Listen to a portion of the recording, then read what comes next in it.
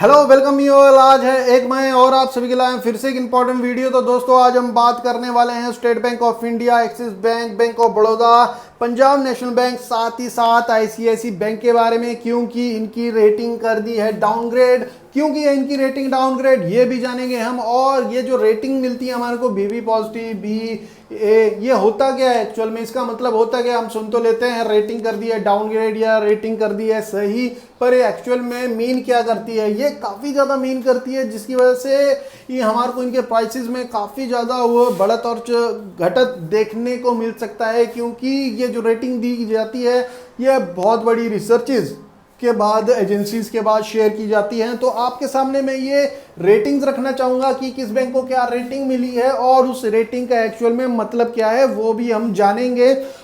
और तो आपको डायरेक्ट ले चलता हूं मैं इनकी रेटिंग्स पे कि रेटिंग्स क्या दी गई है। तो फिच रेटिंग ने इनकी डाउनग्रेड की है वीआर, जिसको बोलते हैं विजिबिलिटी रेटिंग। तो इसका मतलब क्या होता है, आने वाले फ्यूचर में जो बैंक्स है जिन पे रेटिंग दी गई है कि इनके ऑपरेशंस, एसेट्स, क्वालिटी और इनके रेवेन्यूज पे हमारे को क्या असर देखने को मिल सकता है, कि इनके ऑपरेशंस आगे जाके कैसे रहेंगे और बैंक कैसा परफॉर्म करेंगे। तो वीआर रेटिंग हम उसे बोलते हैं। तो एसबीआई, आईसीआईसी और एक्सिस बैंक में कर दिया है बीबी पॉजिटिव से बीबी।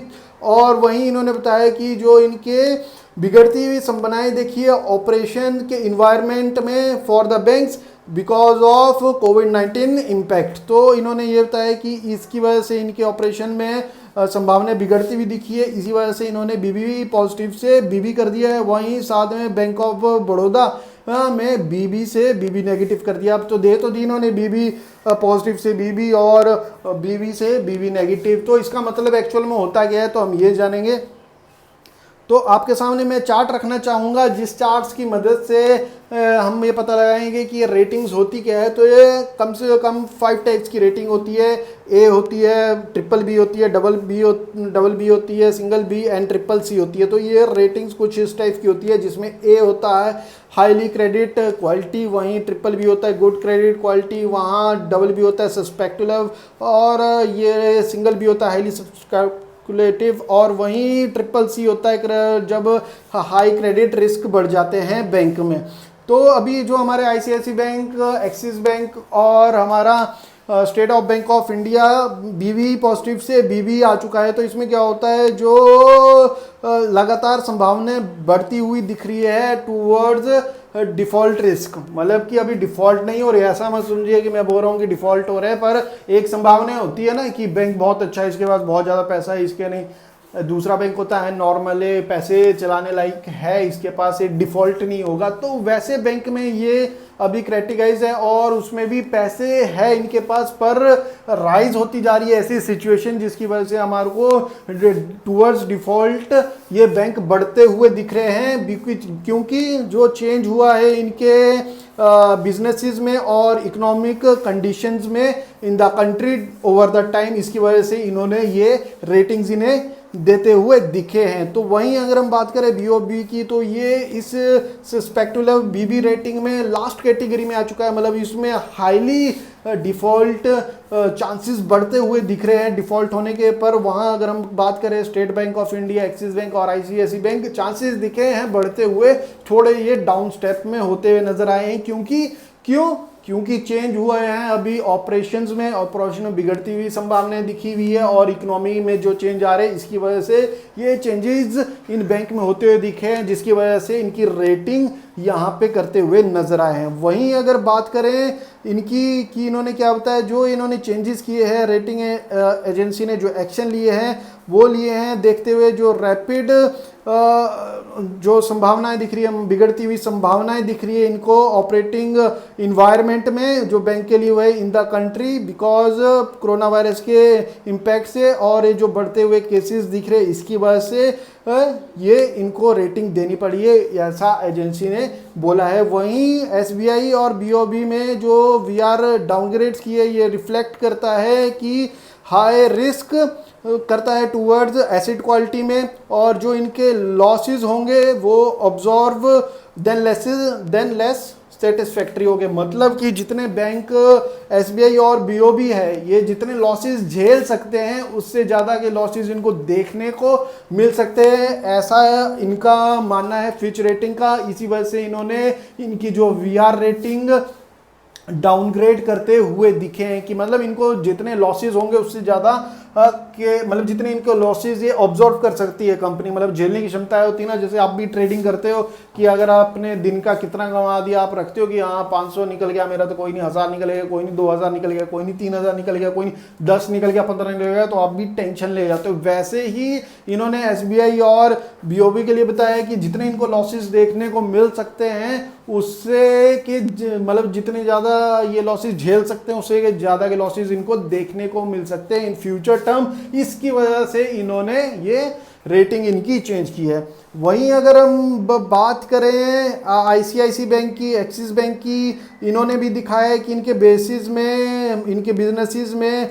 काफ़ी डिस्ट्रप्शन देखने को मिला है, कंज्यूमर एक्टिविटीज़ कम देखने को मिली है, एसेट क्वालिटी में प्रेशर देखने को मिलेगा, अर्निंग में इनको प्रेशर देखने को मिलेगा और ये एक्सपेक्ट करते हैं एजेंसीज कि ये लॉकडाउन के बाद भी इस कंट्री में बना रहेगा। इसकी वजह से इनको ये चैलेंजेस देखने को मिलेंगे जिसकी वजह से इनको ये डाउनफॉल की गई है रेटिंग। तो आईसीआईसी बैंक और एक्सिस बैंक के लिए इन्होंने कोई ऐसी बात नहीं निकाली कि इनको कितने लॉसेस होंगे और ये झेल नहीं पाएंगे, पर वहीं एसबीआई और बैंक ऑफ बड़ौदा के लिए इन्होंने ये स्टेटमेंट देते हुए नजर आए हैं। साथ ही साथ इन्होंने पीएनबी के लिए लगभग बी कर दिया रेटिंग, वहीं कैनरा बैंक के लिए बी नेगेटिव कर दिए है। और बी रेटिंग में अगर हम आ जाए तो हाईली सस्पेक्टेड हो जाते हैं जिसमें डिफॉल्ट रिस्क हो जाता है, बढ़ने का चांस ज़्यादा जो हो गया है अभी प्रेजेंट के लिए।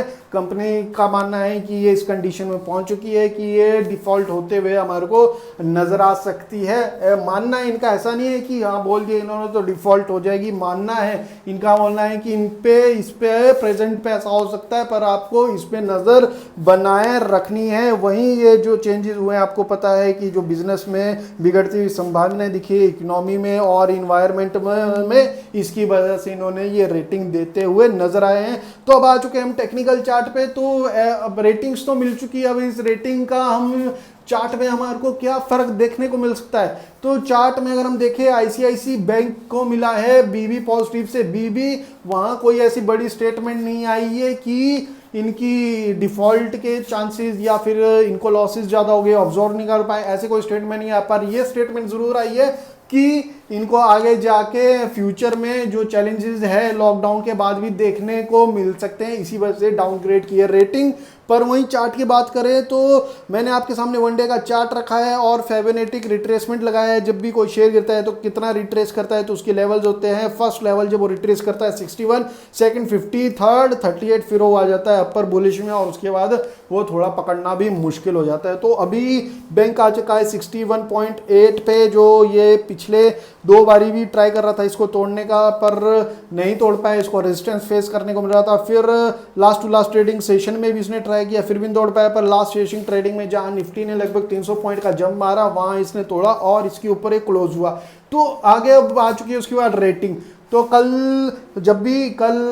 नेक्स्ट ट्रेडिंग डे जब भी हमारा ट्रेड होगा तो हमारे को इस पर नज़र रखनी पड़ेगी। अगर ये इस 377 के गैप अप ओपनिंग में होता है मतलब ये स्टेबल नज़र आता है हमारे को फर्स्ट 10 मिनट्स की कैंडल में, तो हम डेफिनेटली इसमें कॉल ले लेंगे और कॉल हमारा 441 के लिए होगा कि हम इसको यहाँ जाता हुआ देख सकते हैं। और वहीं अगर ये गैप ओपनिंग डाउन हुआ तो 377 इसमें एज ए रेजिस्टेंस एक्ट करेगा और वहीं अगर ये गैप अप ओपनिंग होती है इस शेयर की तो 377 हमारा स्टॉप लॉस होगा और हम इसे कुछ वीक्स के लिए ट्रेड कर सकते हैं, जो लगभग 411 हमारे को टच करता हुआ नजर आ सकता है।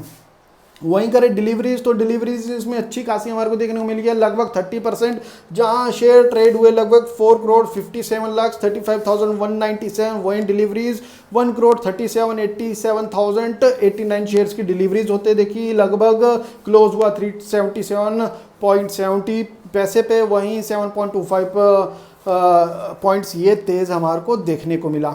तो अगला चार्ट है हमारा एसबीआई का, इसका भी वनडे का चार्ट लगाया है। तो एसबीआई में देखोगे मैंने लगाया तो है ये 350 पे टच कर रहा था लगभग दिसंबर के आसपास और उसके बाद इसमें हमारे को अब गिरावट देखने को मिली, बैंकर गिरावट देखने को, पर इसमें कोई रिकवरी हमारे को नज़र में नहीं आई। तो रिकवरी कोई नज़र में नहीं है और आप ट्रेड देखोगे तो कुछ ऐसे एंगल में करता हुआ नज़र आ रहा है, ऐसे एंगल में करता हुआ नज़र आ रहा है। तो ये रिट्रेस भी नहीं हो पा रहा है और वहीं इसकी जो रेटिंग है वो भी बीबी पॉजिटिव से बीबी कर दी है, पर बताया है जितने लॉसेज इनको होंगे उतने लॉसेज ये ऑब्जॉर्व नहीं कर पाएंगे। और वहीं ये चीज़ें हमारे को इनके चार्ट्स पे दिख रही है, इसमें कोई रिट्रेसमेंट नहीं। निफ्टी कितना चल रहा है, बैंक निफ्टी भाग रहा है, पर इसमें हमारे को कोई बढ़त नहीं दिख रही है। तो मैं बोलूँगा कि अगर आप इस शेयर में पहले से खरीदार है तो अभी एवरेज करने का गलती बिल्कुल ना करिएगा। अभी इसके क्वार्टर रिजल्ट्स का आप डेफिनेटली वेट कर लीजिए, इसके क्वार्टर रिजल्ट्स के बारे में सर्च करिए कि इसके क्वार्टर रिजल्ट्स कैसे आने वाले हैं और उन ब्रोकरेज की रिसर्च के आधार पे ही कोई हम इसमें डिसीजन ले। पर मैं अभी बोलूँगा इस शेयर को ही अवॉइड करें, इसमें कोई भी फ्रेश मूवमेंट ना बनाए। अगर आपने लिया हुआ है तो होल्ड करके बेचकर रखिए, बेचिएगा मत, पर होल्ड करके रखिए। अभी कोई फ्रेश एवरेजिंग इसमें बिल्कुल ना कीजिएगा, ऐसा मेरा मानना है। पर वहीं अगर हम देखें तो इसके डिलीवरीज पिछले ट्रेडिंग डे मात्र 26% हमारे को देखने को मिली और बढ़त मात्र 10 पैसे की देखने को मिली, जहां निफ्टी ने 300 पॉइंट से ज़्यादा का जंप मारा। और वहीं अगर हम बात करें बैंक ऑफ बड़ौदा का, तो बैंक ऑफ बड़ौदा जो लगभग 101-120 के आसपास ट्रेड करता हमारे को अर्ली 2020 में देखने को मिला था, उसके बाद इसमें इतना बड़ा डाउनफॉल कि मोर देन 50% एक गिर चुका है। 46 पे ट्रेड अभी लगभग 46 के ऊपर अभी ट्रेड करता हुआ नजर आ रहा है। 46 इसमें रेजिस्टेंस है, इसके नीचे ये नहीं जा रहा है, पर इस डजंट मीन कि हम इसको यहाँ पे ले लें, क्योंकि इसके भी जो लॉसेस होने वाले हैं वो इसको भी ऑब्जॉर्व करते हुए, मतलब कि ऑब्जॉर्व करने में इसको थोड़ी डिफिकल्टीज होगी। तो इसका भी हमारे को रिजल्ट वेट करें, इसमें भी कोई फ्रेश मूवमेंट अभी ना ले। वहीं अगर बात करेंगे इसकी पिछले लास्ट ट्रेडिंग डे के, तो लगभग 2.3% अप रहा, ₹1.15 ऊपर रहा। वहीं डिलीवरीज देखेंगे मात्र 23% इसमें डिलीवरीज हमारे को देखने को मिली। तो वहीं अगले शेयर है एक्सिस बैंक। तो एक्सिस बैंक का वन चार्ट लगाया है, शेयर कर रहा है अपर ट्रेंड पे काम, वहीं अपर ट्रेंड पे तो काम ये कर रहा है और उसके बाद इसके रिजल्ट्स भी आ चुके हैं। तो रिजल्ट्स में आपने लगभग इसमें लॉसेस देखे होंगे फॉर द फोर्थ क्वार्टर।